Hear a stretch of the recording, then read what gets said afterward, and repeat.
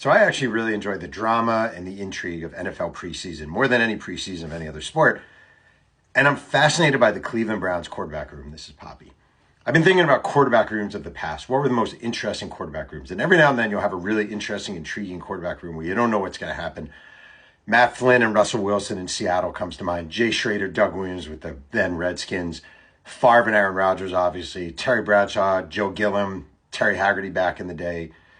Eli, when they brought in Geno Smith with the Giants, on and on and on. But to me, the quarterback room that just rivets me are the Cleveland Browns right now. You have Joe Flacco is probably going to be the starter. He's 40 years old and did not play well with the Colts last year. Kenny Pickett is listed as second string. And I remember when Kenny Pickett was obviously drafted out of Pitt by the Steelers, there were all these talks about his small hands, his Trumpian hands. And I don't think he's done anything in his career to show that he's a legit NFL starter.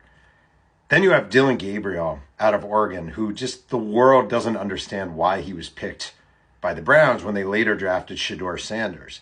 And right now, Shedeur Sanders is listed on the Browns' depth chart as fourth. I got to think by the end of the season, Shedeur Sanders is starting for the Browns.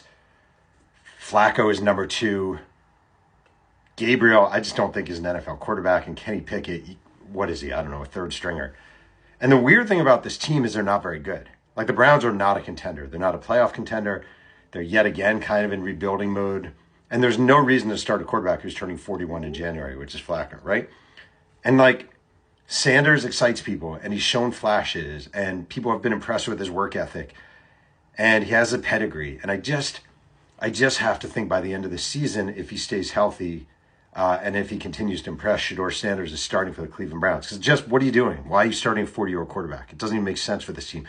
If you're the Steelers and you think you can win now, Aaron Rodgers, I guess, makes sense. If you're the Browns and you can't win now, what's even the point? So it's a fascinating room.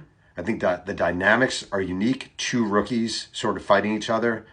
Kind of reminds me of Heath Schuler and Gus Frerotte with the Redskins back in the day. A very old Joe Flacco trying to show he can still do it. Kenny Pickett showing that he can do it. It's really riveting. But my money is on Shedeur Sanders by the end of the season. I just think he's going to wind up the starter.